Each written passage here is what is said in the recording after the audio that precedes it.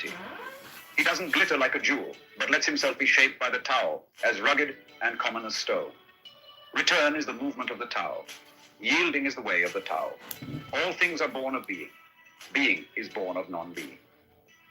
When a superior man hears of the Tao, he immediately begins to embody it. When an average man hears of the Tao, he half believes it, half doubts it. When a foolish man hears of the Tao, he laughs out loud. If he didn't laugh, it wouldn't be the Tao.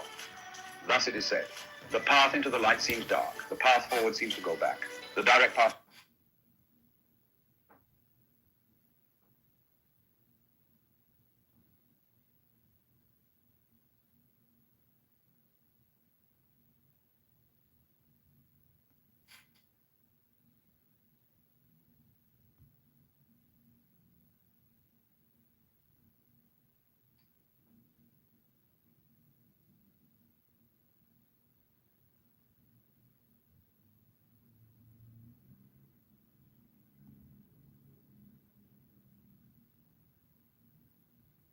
Them all out and call if possible.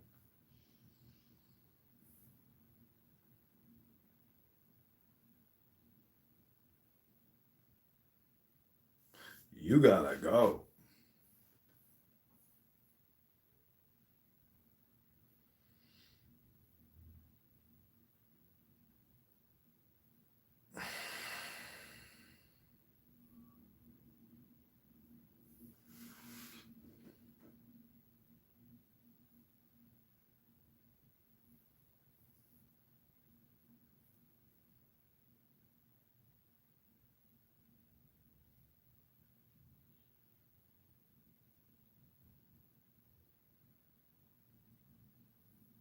seems long, true power seems weak, true purity seems tarnished, true steadfastness seems changeable, true clarity seems obscure, the greatest art seems unsophisticated, the greatest love seems indifferent, the greatest wisdom seems childish.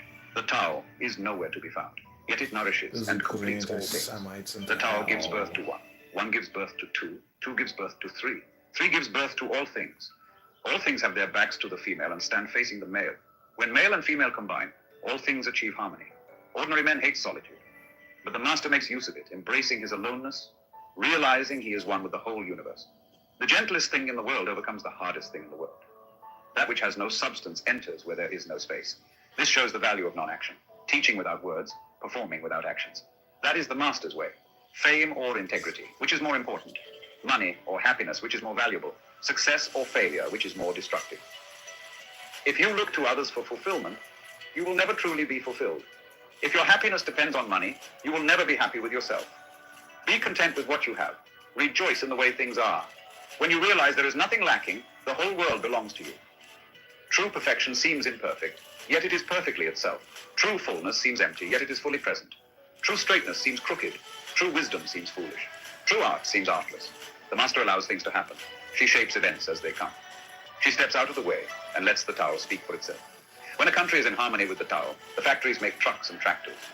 When a country goes counter to the Tao, warheads are stockpiled outside the cities. There is no greater illusion than fear, no greater wrong than preparing to defend yourself, no greater misfortune than having an enemy. Whoever can see through all fear will always be safe. Without opening your door, you can open your heart to the world. Without looking out your window, you can see the essence of the Tao. The more you know, the less you understand. The master arrives without leaving, sees the light without looking, achieves without doing a thing. In pursuit of knowledge, every day something is added. In the practice of the Tao, every day something is dropped. Less and less do you need to force things, until finally you arrive at non-action. When nothing is done, nothing is left undone. True mastery can be gained by letting things go their own way. It can't be gained by interfering. The master has no mind of her own.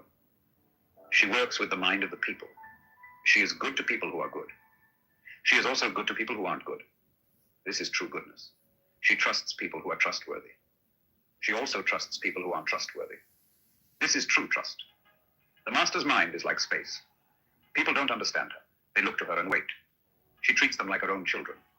The master gives himself up to whatever the moment brings. He knows that he's going to die, and there has nothing left to hold on to.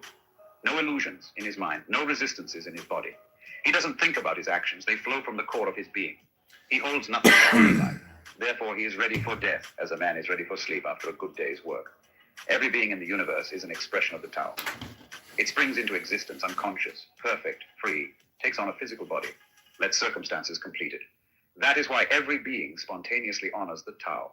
The Tao gives birth to all beings, nourishes them, maintains them, cares for them, comforts them, protects them, takes them back to itself, creating without possessing, acting without expecting, guiding without interfering. That is why love of the Tao is in the very nature of things. In the beginning was the Tao. All things issue from it. All things return to it. To find the origin, trace back the manifestations. When you recognize the children and find the mother, you will be free of sorrow. If you close your mind in judgments and traffic with desires, your heart will be troubled. If you keep your mind from judging and aren't led by the senses, your heart will find peace. Seeing into darkness is clarity. Knowing how to yield is strength. Use your own light and return to the source of light. This is called practicing eternity. The great way is easy, yet people prefer the side path. Be aware when things are out of balance. Stay centered within the Tao. When rich speculators prosper while farmers lose their land, when government officials spend money on weapons instead of cures, when the upper class is extravagant and irresponsible while the poor have nowhere to turn, all this is robbery and chaos. It is not in keeping with the Tao. Whoever is planted in the Tao will not be rooted up. Whoever embraces the Tao will not slip away. Her name will be held in honor from generation to generation. Let the Tao be present in your life, and you will become genuine. Let it be present in your family, and your family will flourish. Let it be present in your country, and your country will be an example to all countries in the world. Let it be present in the universe, and the universe will sing. How do I know this is true? By looking inside myself. He who is in harmony with the Tao is like a newborn child. Its bones are soft, its muscles are weak, but its grip is powerful. It doesn't know about the union of male and female, yet its penis can stand erect. So intense is its vital power. It can scream its head off all day, yet it never becomes hoarse. So complete is its harmony. The master's power is like this. He lets all things come and go effortlessly without desire. He never expects results. Thus he is never disappointed. He is never disappointed. Thus his spirit never grows old. Those who know don't talk. Those who talk don't know. Close your mouth, block off your senses, blunt your sharpness, untie your knots, soften your glare, settle your dust. This is the primal identity. Be like the Tao. It can't be approached or withdrawn from, benefited or harmed, honored or brought into disgrace. It gives itself up continually. That is why it endures. If you want to be a great leader, you must learn to follow the Tao. Stop trying to control.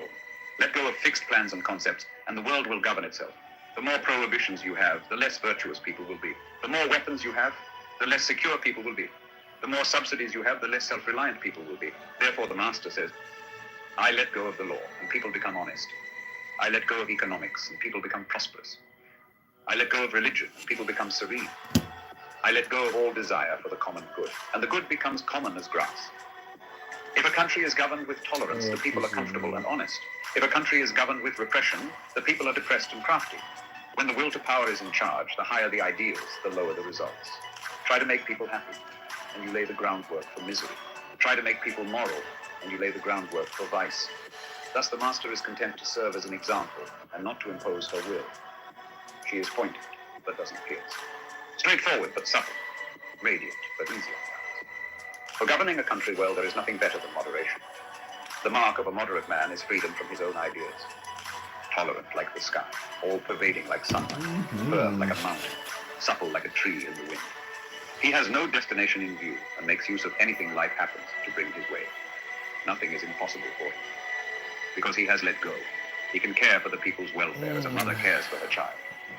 Governing a large country is like frying a small fish. You spoil it with too much poking. Center your country in the Tao, and evil will have no power. Not that it isn't there, but you'll be able to step out of its way. Give evil nothing to oppose, and it will disappear by itself. When a country obtains great power, it becomes like the sea. All streams run downward into it. The more powerful it grows, the greater the need for humility. Humility means trusting the Tao, thus never needing to be defensive. A great nation is like a great man. When he makes a mistake, he realizes it. Having realized it, he admits it. Having admitted it, he corrects it. He considers those who point out his faults as his most benevolent teachers. He thinks of his enemy as the shadow that he himself casts.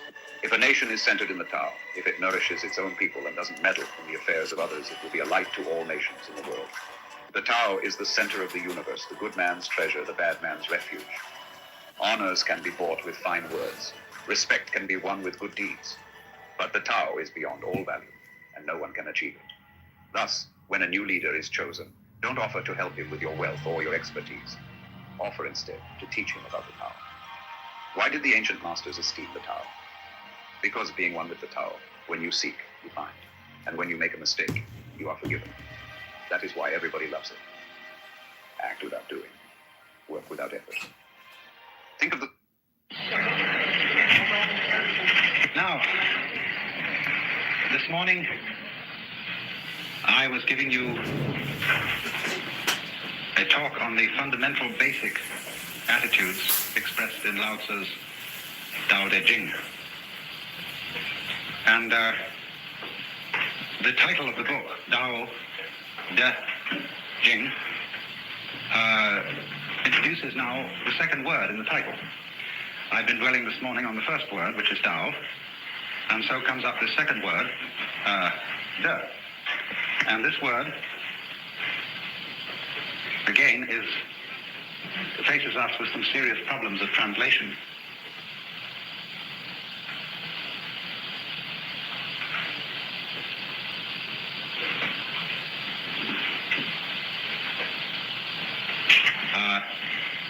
Ordinarily translated virtue.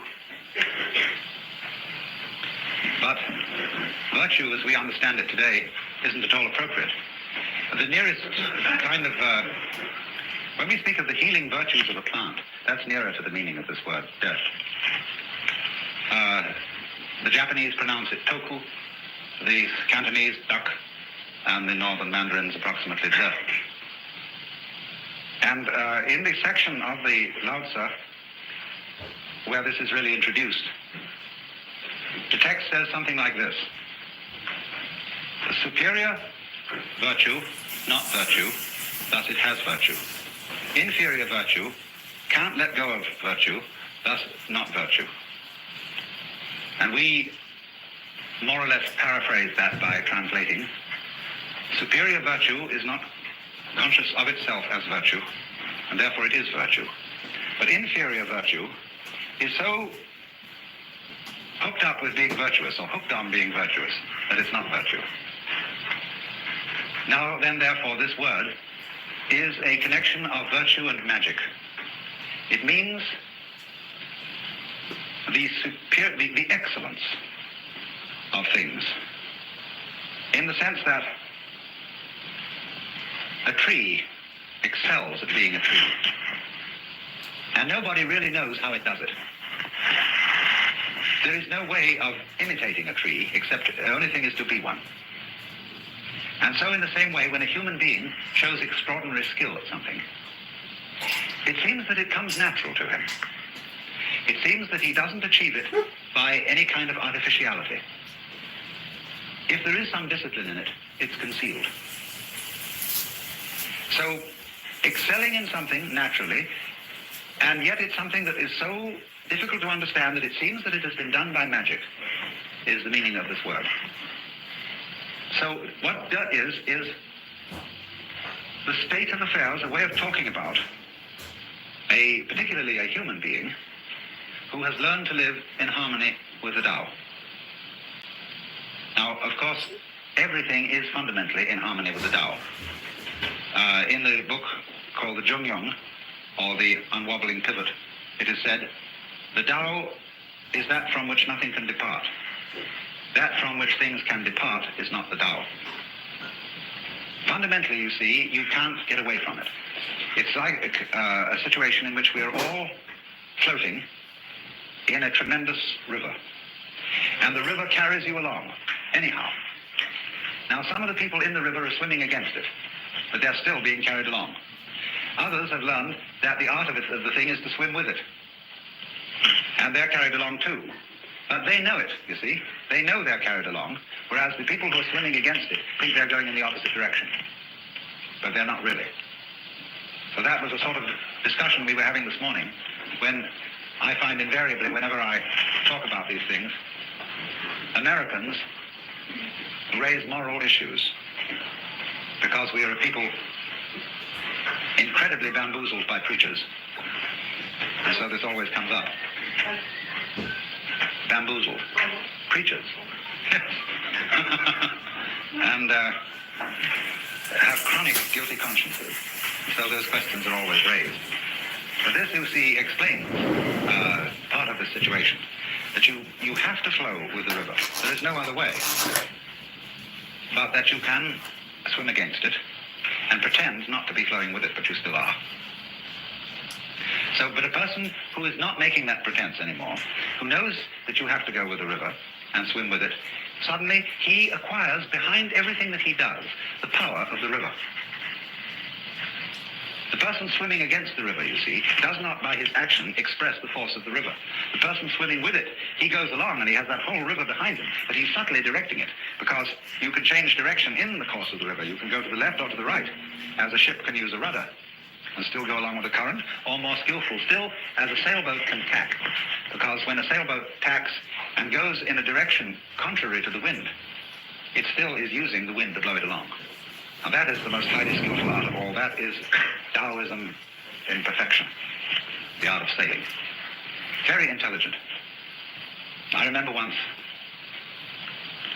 I was looking in the open air, and one of those glorious little thistledown things came, and I picked it up like that and brought it down, and it looked as if it was struggling to get away, just as if you caught an insect by one leg, like a daddy long legs or something of that kind.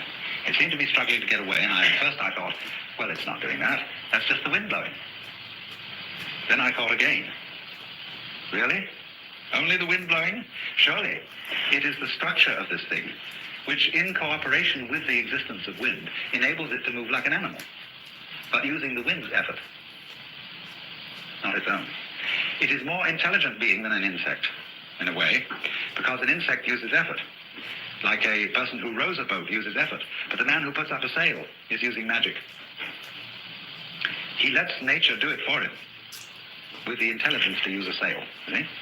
So in just this way, the meaning of death is that kind of intelligence, which, without your using very much effort, gets everything to cooperate with you.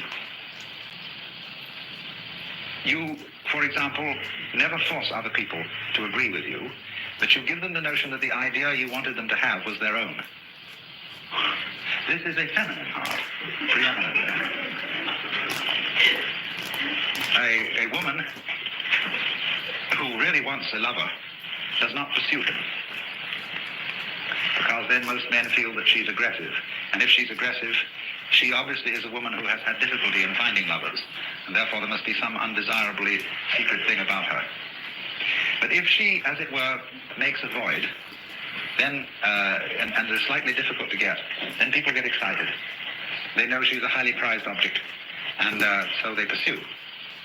Same way, when you want to teach a baby to swim, the thing you can do is to put the baby in the water, and then move backwards in the water and create a vacuum. And this pulls the baby along. It helps it to learn the feel of the water and how to swim. It's the same principle.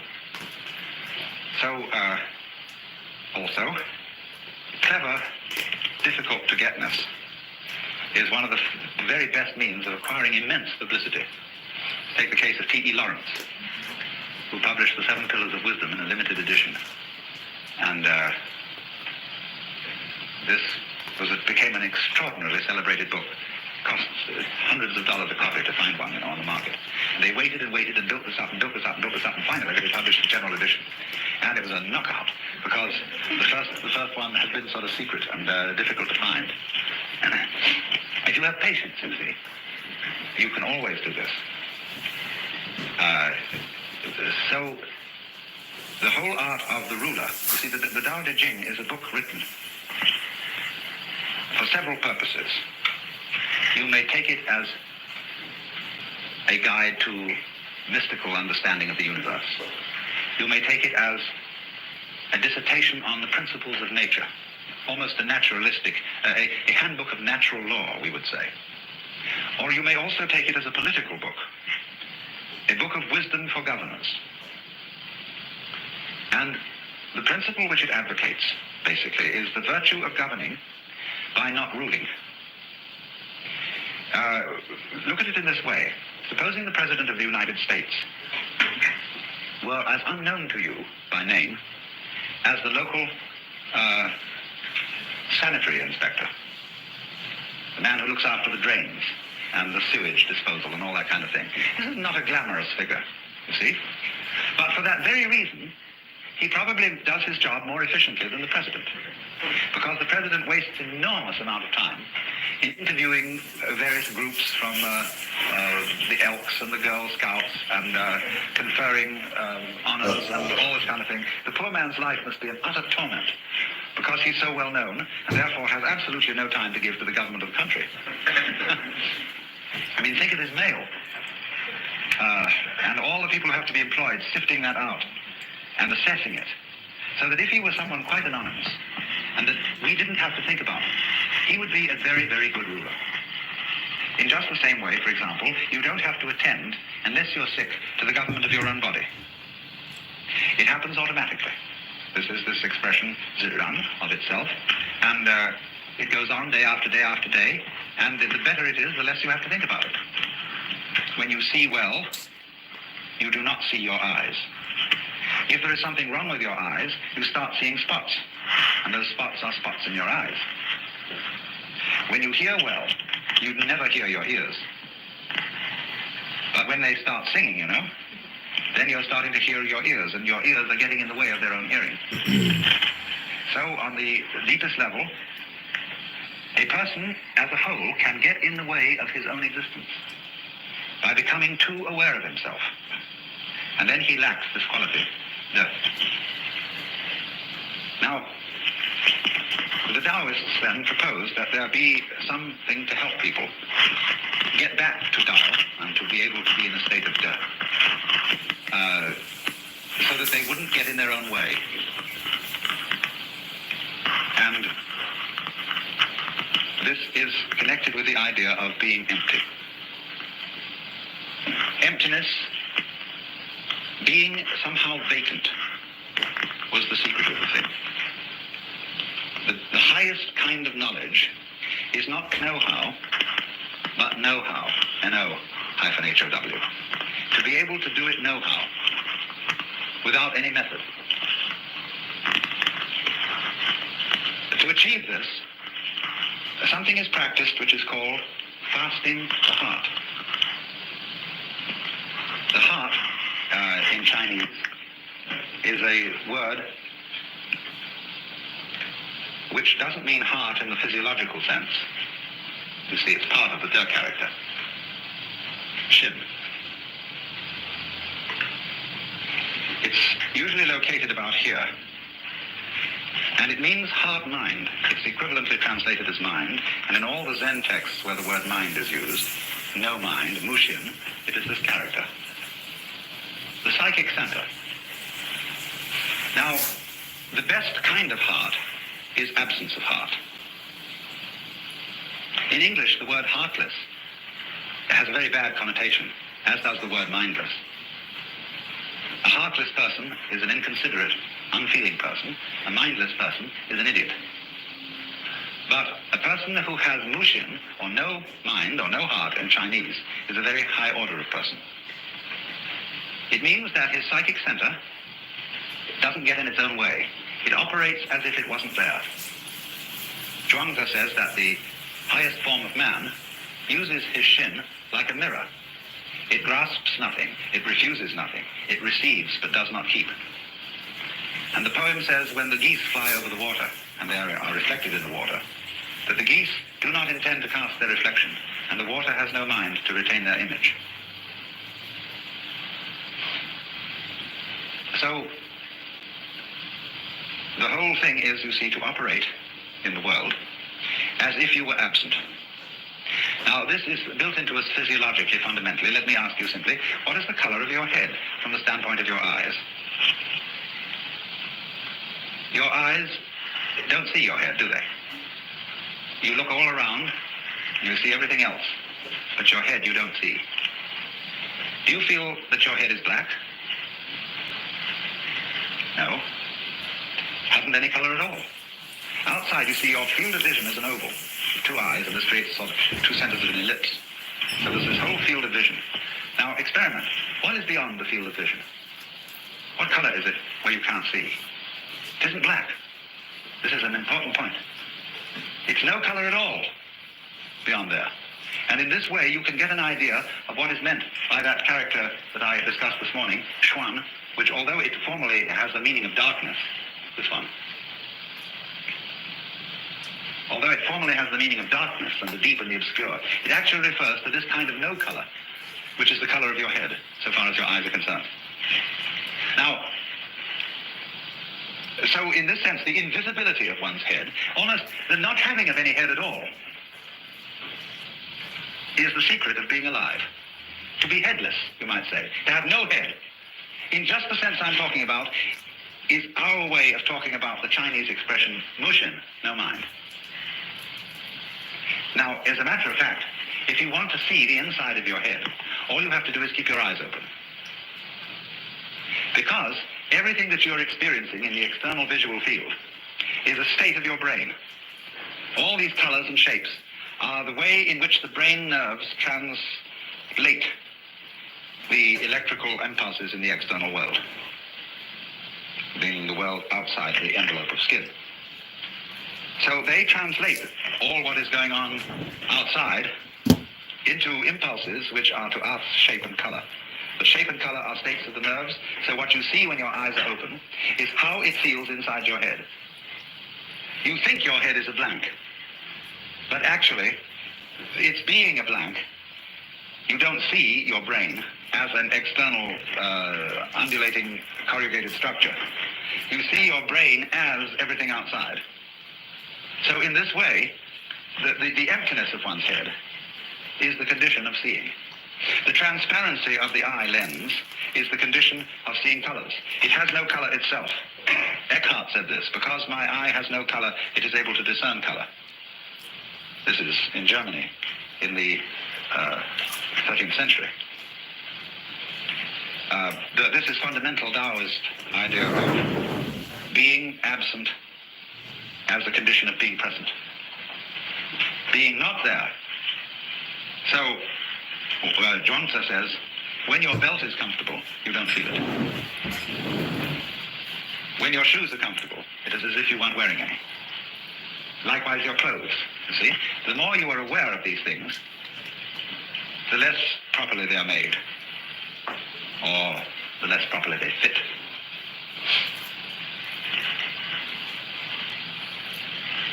But we raise an objection to this, a very simple objection.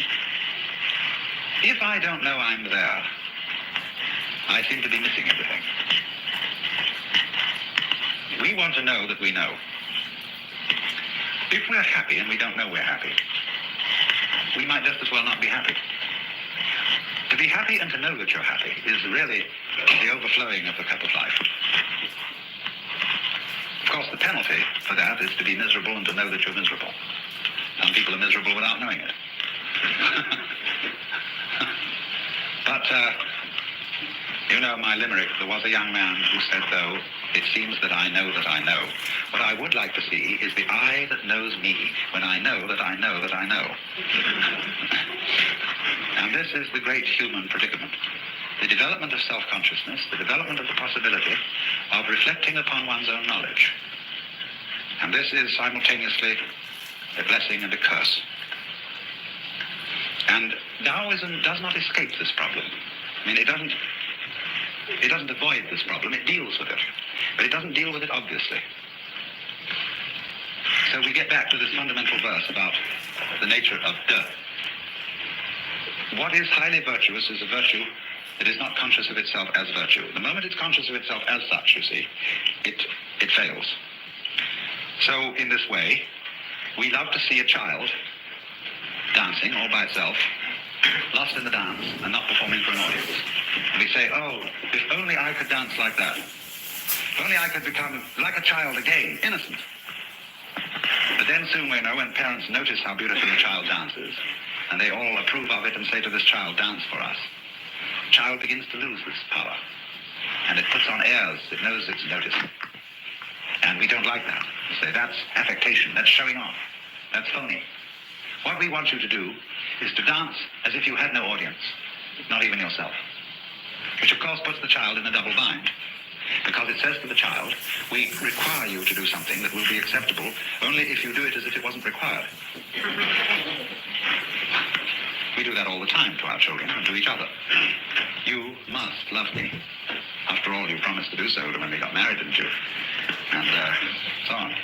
So, this is the difficulty.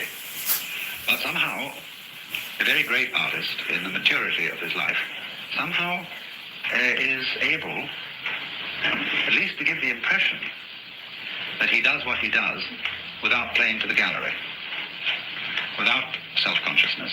It seems perfectly natural. So how does he get there? There was a Taoist sage, later Lao Tzu. His name was Lietze. We romanize that as L-I-E-H-E. And he had a reputation for being able to ride on the wind. So light. Zhuangzi says in one place, it's easy enough to stand still. The difficulty is to walk without touching the ground. Because in the state of being in accord with the Tao, there is a certain feeling of weightlessness, parallel to the weightlessness that people feel when they get into outer space or when they go deep into the ocean. This is, of course, connected with the sensation that you're not carrying your body around. I described this morning the sensation that an expert driver has when he really is with it in a car. That the hill lifts him up and drops him down the other side. That he and the road are all one process. And that's equivalent to the sense of weightlessness. And so this is connected to, this is the inner meaning of Lietze riding on the wind. When Suzuki was asked, what is it like to have Satori? He said, it's just like ordinary everyday experience, except about 2 inches off the ground. And so we say in our own songs, walking on air, never a care, something is making me sing, tra-la-la-la, tra-la-la-la, like a little bird in spring. What is this weightlessness? It means, of course, partly that you're not moving around in constant opposition to yourself. Most people move in constant opposition to themselves because they are afraid that if they don't oppose themselves all the time, something awful will happen. See, it's so easy to bend your arm. No problem at all. But supposing you make a fight about it, and you take these antagonistic muscles, as they're called, and fight them against each other, so that you have to bend your arm like that. See? How ridiculous. But if you somehow felt that in bending your arm you might make a mistake, instead of bending it, you might hit yourself. Then these two muscles get nervous, and they fight each other to be sure that everything happens all right. That's anxiety, see? So, when the human being developed the power to be aware of himself, to know that he knows, in other words, when the cortex was formed over the original brain, he fell from grace. That was the fall of man. Because when he felt, he had the sensation of being in charge, of being in control of himself, and you can only have that sensation when you are aware of what you're doing, he got anxious. Am I aware enough of myself? Have I taken enough factors into consideration? Have I done all that should be done? And then he started trembling.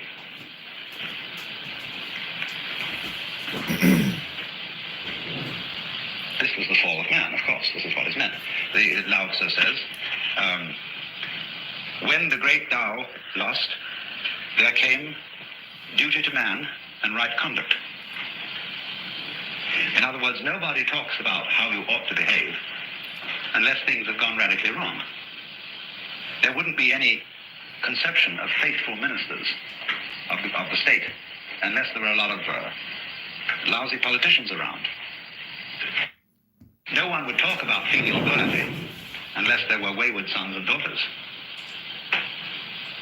So there is constantly in the tradition of Taoism the idea that all moral preaching is confusion. There's a marvelous case. Okay, I'm going to read from Crowley's Book of Wisdom and Folly.